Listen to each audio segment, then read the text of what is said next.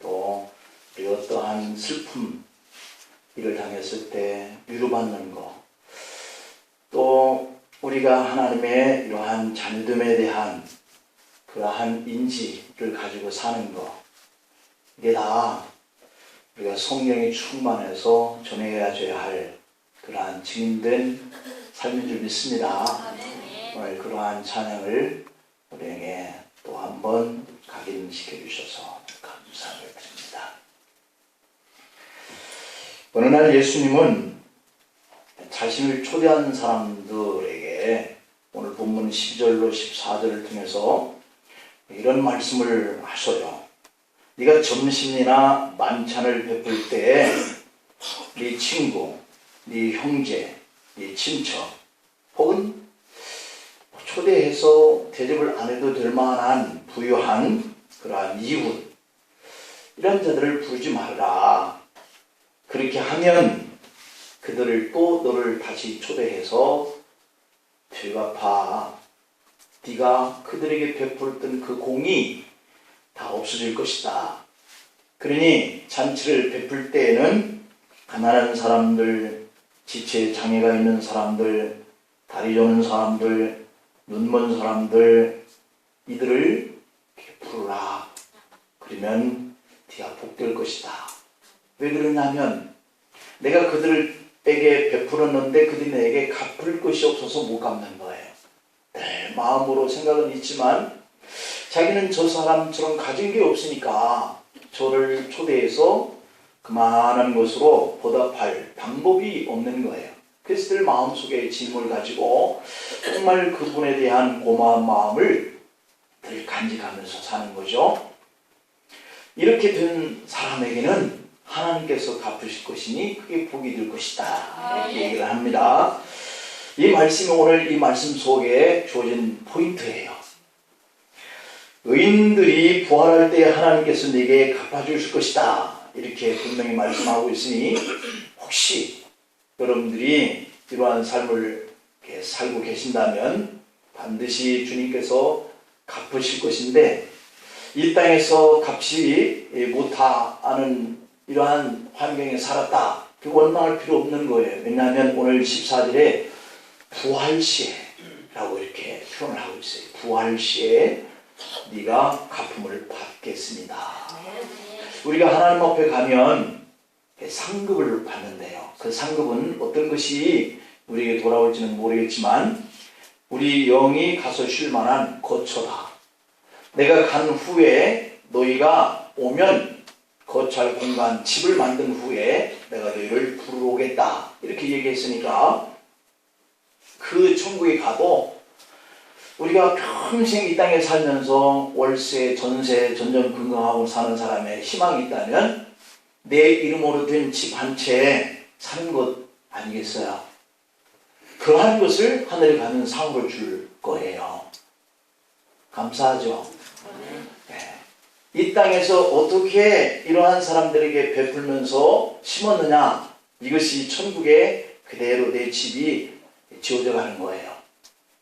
그러니까 이 땅에서 베풀고 주님이 이렇게 갚을 것이 없는 그러한 삶을 대상으로 살아서 우리가 이렇게 주님 앞에 가는 사람에게는 걱정할 것이 없어요.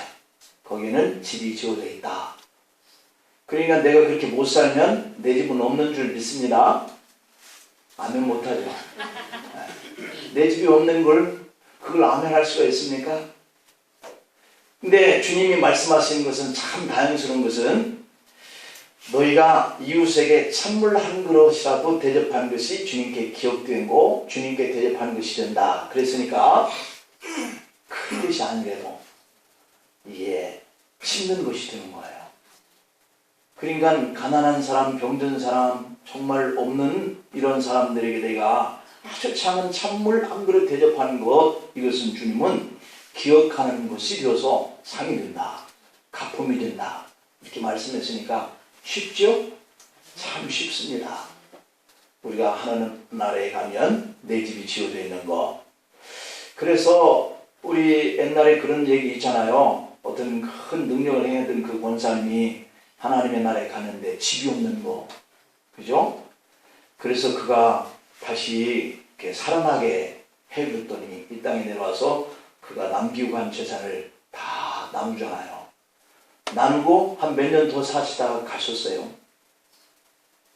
근데 아마 나눴으니까 아마 그분의 집이 허술한 집이었는데 잘 지어졌지 않았을까. 이 많은 교훈을 우리에게 주는 거예요. 나만 바라보고 살아서는 안 된다. 이웃을 돌아보면서 사는 삶. 이것이 우리가 그날에 가면 구원할 때에 네게 가품이 될 것이다 라고 이렇게 말씀하는 거, 이것을 우리가 가슴에 품고 살아가야 돼요. 지금도 세계 곳곳에서는 우리 기독교인들을 테러 대상으로 삼아서 수많은 사람들을 죽였다라고 하는 이런 비보가 이렇게 우리의 귀에까지 들려옵니다. 주님의 위로가 이런 희생자들과 그의 가족들과 함께하기를 간절히 소망해 보는데요. 세상 모든 그 근본주의 바탕에는 뭐가 깔려있냐면 폭력이 깔려있어요. 폭력. 내가 나를 주장하려고 하는 사람들 그 마음속에는 모든 그 폭력이 다 있어요. 언어적인 폭력, 행동적인 폭력. 요즘에 우리 정치하는 사람들 보고 권력을 가진 사람들도 보면 다 폭력을 쓰고 있어요. 이게 바로 근본주의라고 하는 자신의 근본의 것을 지켜야 되겠다 하는 마음을 가진 사람에게는 다 폭력을 사용해요. 그들은 자기와 다른 생각이나 다른 입장을 가진 사람들을 동화시키려고 하고 또 그 동화가 안 되면 제거하려고 하는 거. 이게 다 있어요. 그래서 우리의 삶은 참 위태롭다. 내가 언제 저 사람에게 같은 편이 되려고 나를 동화시키려고 하는 그런 어떤 방법, 이것을 내게 이렇게 행해오는 사람을 만나거나 아니면 내 뜻대로 안 되는 저 사람에게 내가 제거해야 되겠다 하는 이런 대상이 될 수도 있는 거죠. 그것은 우리 가정 안에서도 마찬가지예요. 그래서 내 부부가 같이 동화 안 되면 제거하려고 하죠. 그래서 이혼을 하는데 10가정이, 20가정이 이혼하면서 산다. 그러니까 이게 위태롭죠. 늘 우리는 외주를 타는 그러한 삶을 외주를 타고 걷는 이런 사람과 같은 아슬아슬한 생활의 환경에 살고 있는 거예요.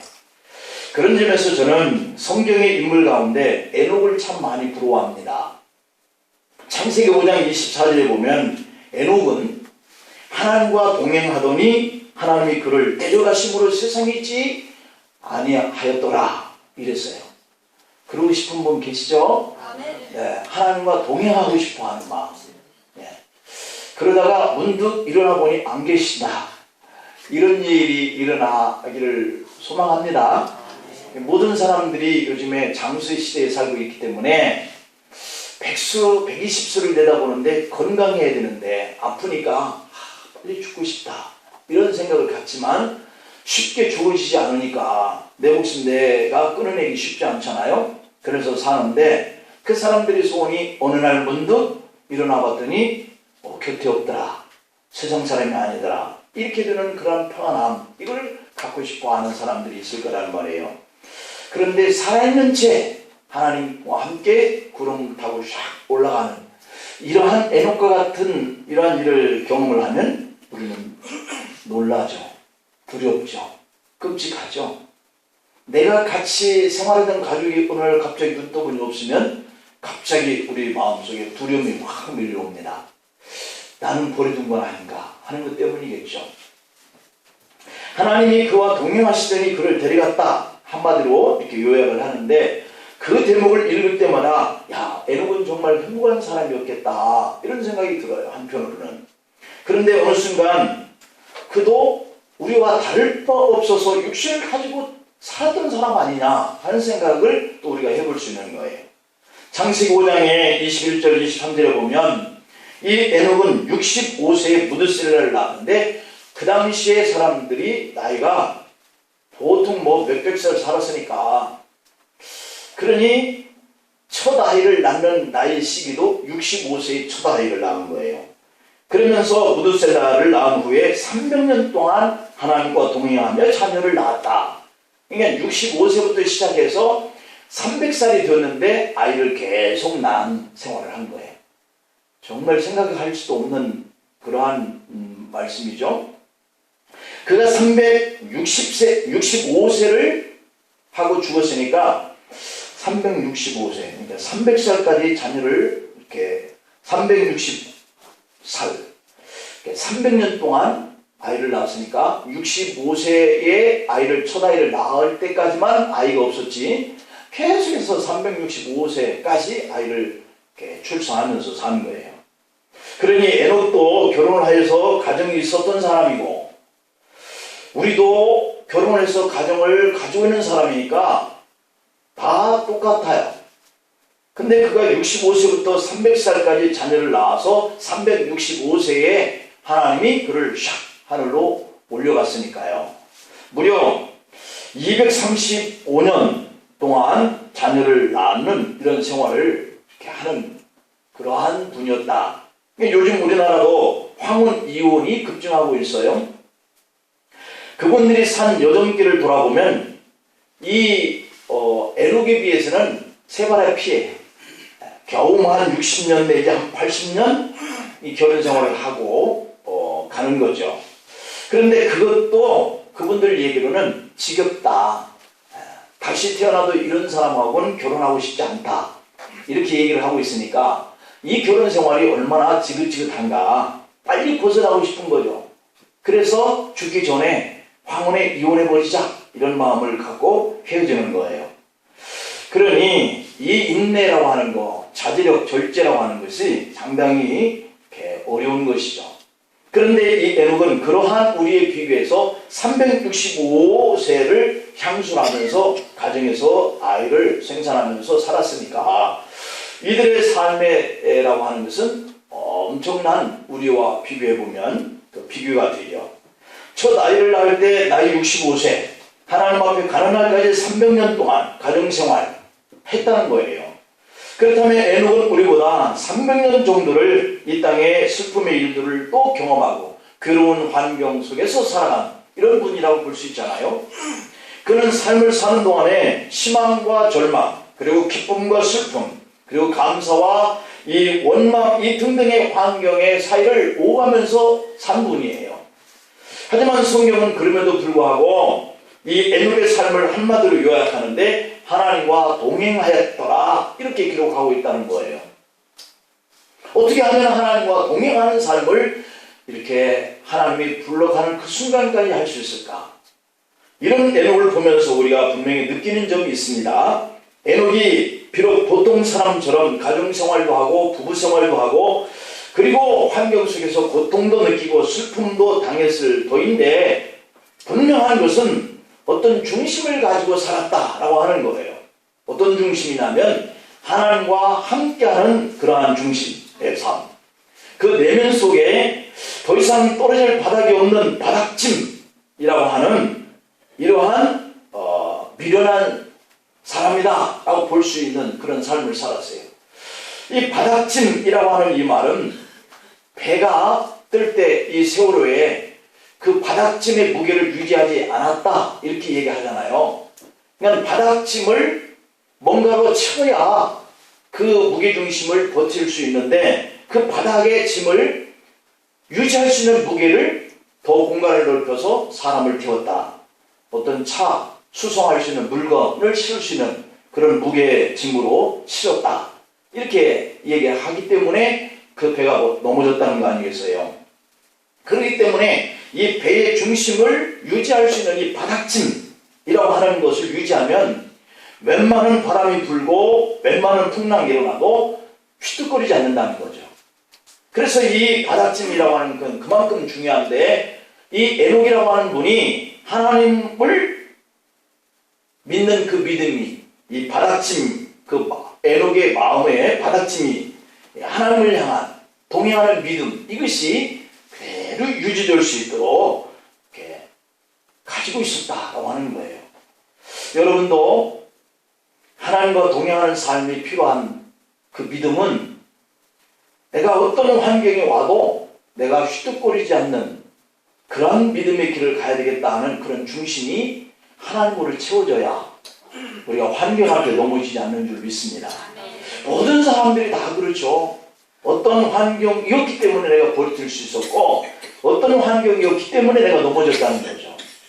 그래서 이 환경을 버텨낼 수 있는 바닥쯤의 믿음, 이것이 유지되는 것, 이것은 상당히 우리에게 필요한 것이다, 깨달을 수 있어요. 그래서 사람들은 비난을 받으면 살맛을 잃고 칭찬을 받으면 우쭐거립니다. 자, 그런 사람들은 언제 파손할지 모르는 배처럼 위태롭다라고 표현할 수 있어요. 그래서 그런 사람들은 자기 자리와 서열에 민감하죠. 어떤 모임에 가면 제일 어려운 것이 내가 어떤 자리에 앉아야 할까.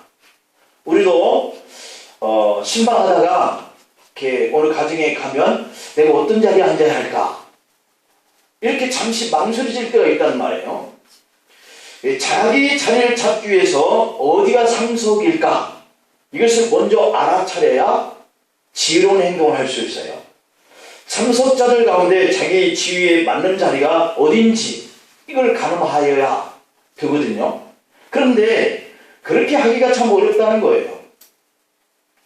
예수님께서 어느 날 바리새파 사람 중에서도 지도자급에 속한 어떤 사람의 초대를 받아서 그 가정에 간 거예요. 그런데 초청을 받은 사람들이 윗자리를 골라 앉는 것을 보시고 한 비유를 누가복음 20장에 46절에서 하고 계시는데, 그때 그 비유의 내용을 보니 긴 옷을 입고 다니는 것을 원하며 시장에서 문안 받는 것과 회당의 상좌와 잔치의 상속을 좋아하는 서기관들을 삼가라. 혼인잔치에 초대를 받거든 높은 자리에 앉지 말라, 이렇게 말씀하셨어요. 왜냐하면 손님 가운데 더 귀한 사람이 오면 주인이 와서 죄송한데 자리 좀 저쪽으로 좀 옮겨주실까요? 이렇게 하면 자리를 내줘야 하는 그런 상황이 빚어질 수도 있다면서 초대를 받거든 아예 맨 끝좌석인가 싶은 그런 자리에 앉으라, 이렇게 얘기해요.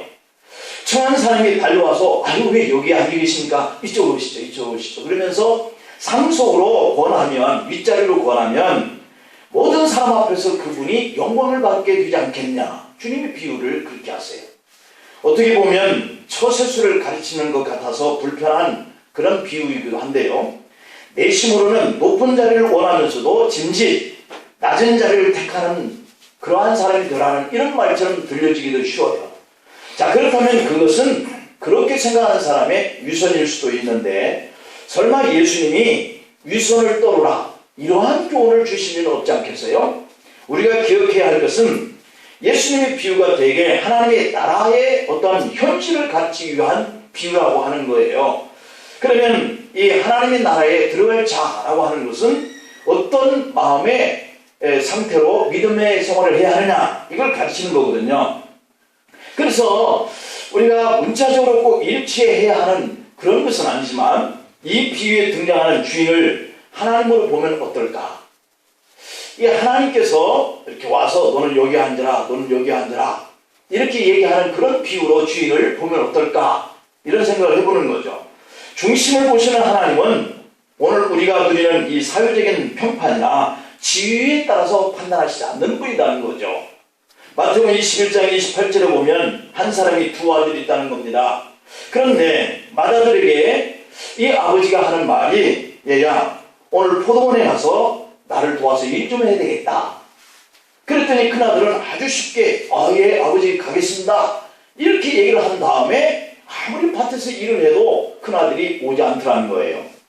그래서 또 농부는 둘째 아들에게도 똑같이 얘야 오늘 네가 나와 함께 포도園와서 일 좀 거들어야 되겠다.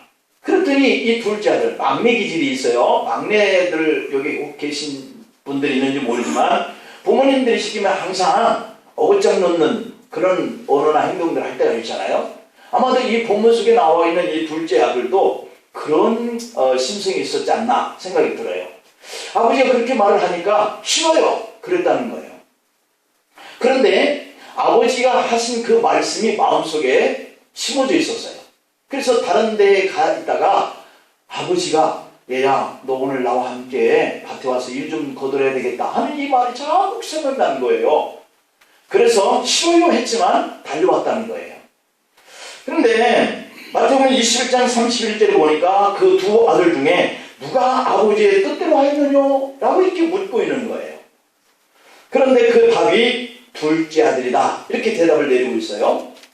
이때 예수님께서 저에게 이르시되 내가 진실로 너에게 이르노니 세리들과 창기들이 너희보다 먼저 하나님 나라에 들어가리라. 왜냐하면 예수님은 의의 도로 너에게 왔는데 저희가 믿지 않았고 오히려 세리와 창기는 믿었으며 저희는 이것을 보고도 종시 뉘우쳐 믿지 아니하였다. 큰아들인 거죠. 여기서 말하는 이 큰아들은 바로 유대인이고 둘째 아들은 세리와 창기들이었다는 거예요. 그러면 이 둘째 아들은 예수님을 믿고 아버지가 나에게 밭에 와서 일 좀 도와달라고 그랬는데 내가 안 갔다. 얼른 회개하고 달려갔다 라고 하는 거죠. 그러니까 이 세리와 창기들은 자신의 삶의 자리가 죄와 허물의 자리에서 살아가고 있구나. 이것을 늘 마음속에 생각하면서 부끄럽고 수치한 생각을 가지고 사는 거예요. 그러니 하나님 앞에 나올 때마다 내가 죄인이지 라고 생각하면서 용서함을 구하고 눈물을 흘리는 거예요. 그러나 이 바리새인 서기관들은 자신이 하나님의 뜻대로 살고 있다고 생각하는 거예요. 내가 큰아들이야. 내가 장자권이 있어. 이런 생각을 가지고 살기 때문에 하나님 앞에 나올 때마다 그 당당함이 있는 거예요. 결코 자신의 삶이 하나님 앞에 의롭지 못함에도 불구하고 부끄럽거나 수치하거나 내가 죄를 회개할 자인 것처럼 생각하지 않는 거예요. 그러니 이 두 사람이 하나님 앞에 섰을 때 누가 더 칭찬을 받겠느냐? 누가 내 아들이다 라고 인정을 받겠느냐? 라고 물으시는 거예요. 오늘 우리들이 어떤 모습으로 하나님 앞에 지금 믿음의 길로 살아가고 있는가 생각해 볼 귀한 메시지죠. 예수님은 하나님의 뜻을 행하는 것보다 자신들이 누리는 지위에 자족하는 장로들과 이 대제사장들에게 네가 진정으로 너희에게 말한다. 세리와 창녀들이 오히려 너희보다 먼저 하나님 나라에 들어간다. 이렇게 말씀하고 있으니까 주님이 상석에 앉지 말고 맨 끝좌석에 앉으라 라고 하신 이것은 위선을 통해서 내가 끝좌석에 있으면 나를 불러서 상석에 앉히겠지 라고 생각하는 그런 위선적인 메시지로 우리에게 선포한 것이 아니라는 거죠. 정말로 내가 저 끝좌석에 앉아야 될 세리와 창기와 같다라고 하는 마음을 가지고 어떤 자리에 가서 내가 이 정도 앉으면 하고 하는 사람들보다는 나는 여기 앉아야 할 자리야 라고 생각하는 그 중심, 그 진심이 늘 마음에 있어야 된다는 거예요.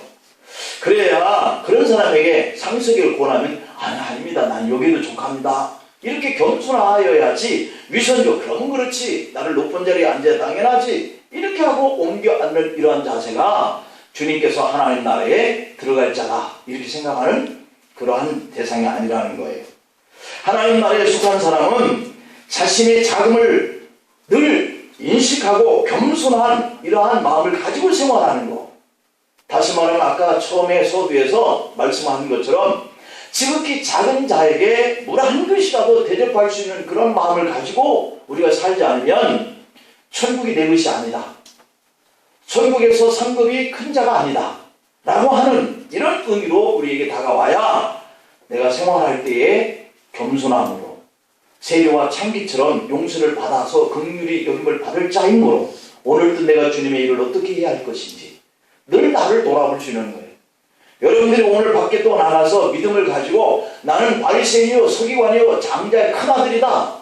나는 천국에 들어갈 자다. 이런 생각을 아예 갖고 생활하기 때문에 주님의 말씀이 그냥 한 귀로 왔다 한 귀로 흐르는 거예요. 나는 아직도 천국에 들어갈 자인지 아닌지 라고 하는 이런 마음을 내 생각 속에서 생활 속에 적용하지 아니하면 안 될 자라고 하는 이런 인식이 내가 없기 때문에 오늘 또 우리는 세상 앞에서 이렇게 약한 자를 대접하려고 하는 것이 아니라 나를 어떻게 하면 또 대접해 줄까 하는 자를 찾아서 내가 대접할 자를 이렇게 부른다는 것이죠. 사람들은 상속을 원하고 인정해 주기를 원합니다. 그런데 주님은 상속에 앉지 말라는 거예요.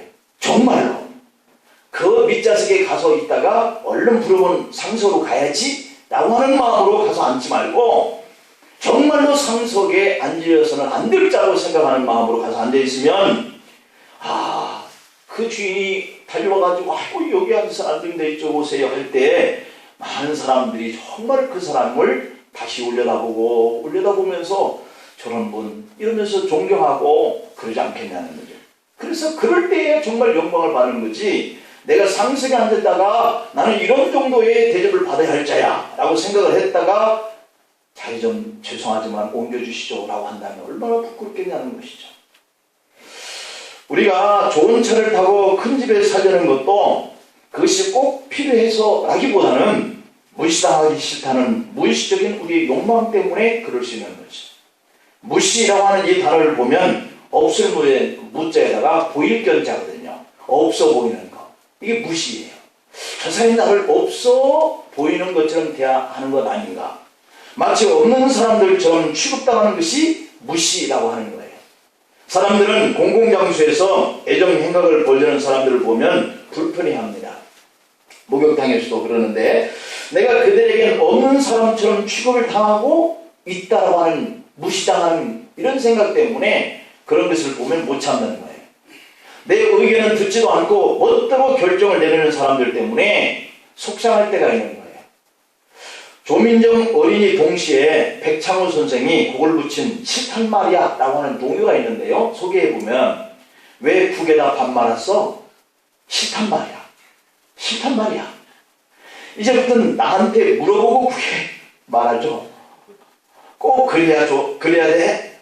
이게 어린아이가 엄마한테 하는 얘기인 거예요.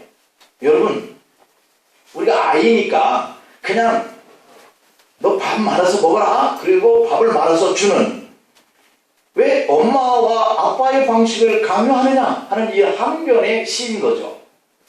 우리가 좋은 뜻으로 한 행동이 남에게 불쾌함을 안겨주는 일도 가끔씩 있잖아요. 남을 무시하지 않는 것이야말로 인격적 성숙의 표시예요. 무시하지 않으려고 몸부림치며 사는 우리에게 예수님은 전혀 다른 관계를 향해서 마음을 열어라 이렇게 얘기하세요. 그들과 함께 있으므로 우리 신분이 그럴싸하게 보이도록 하는 그런 사람들만 관계를 맺어서는 안 된다, 그런 얘기예요. 내가 저 사람과 함께 있으면 다른 사람이 나를 볼 때 어우, 우리 김 장로님이 저런 분들과 같이 어울려 다니실 수 있는 그러한 분이네 라고 하는 것, 우리가 그렇게 인정받고 싶어 하는 거예요.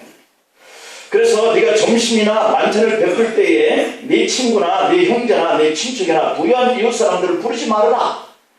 우리가 오히려 청해할 사람은 되갚을 능력이 없는 사람이어야 한다. 예수님께서 열반하는 사람들을 보면 정말 우리가 사람들이 만나길 꺼려하는 사람들이잖아요. 오늘 이 본문에 가난한 사람들 만나면 돈 좀 빌려달라 할까봐 기피하는 대상, 또 지체에 장애가 있는 사람, 지체 장애 있는 분들 곁에 있으면 이분을 도와야 할지 하는 걸 지켜봐야 할지, 뭐 어떻게 해야 할지 정말 이렇게 좀 마음이 조급한 마음이 좀 있고 민망한 마음이 있어서 좀 같이 안 있고 싶어지는 마음이 있어요. 또 다리 저는 사람, 눈먼 사람 등등의 명단을 더 늘어놓을 수도 있었겠지만 한정을 시켜놨죠. 그런데 이런 분들의 공통점은 뭐냐면 사회 약자들이라고 하는 점이에요. 그들은 우리가 이렇게 청하여야 할 대상이 아닌 것처럼 생각하면서 사는 그러한 대상들이죠. 그들을 청하라, 주님은 말씀하는데 은혜를 베풀라 라고 하는 말이 아니에요. 그들을 우리의 인생길에 동행으로 그 대상으로 여겨라, 그런 얘기예요. 없어도 좋을 사람 혹은 차라리 없는 게 좋을 사람으로 여기지 말라, 그런 얘기죠. 그분들이야말로 자칫하면 잊기 쉬운 인간됨의 길로 우리를 이끌어주는 분들이라고 하는 거예요. 사람은 누군가 요청에 응답함을 통해서 사람다워지죠. 그건 맞는 얘기예요. 아브라함의 조수아 헤슬이라고 하는 분은 인간성의 반대는 야수성이라고 이렇게 표현을 하고 있어요.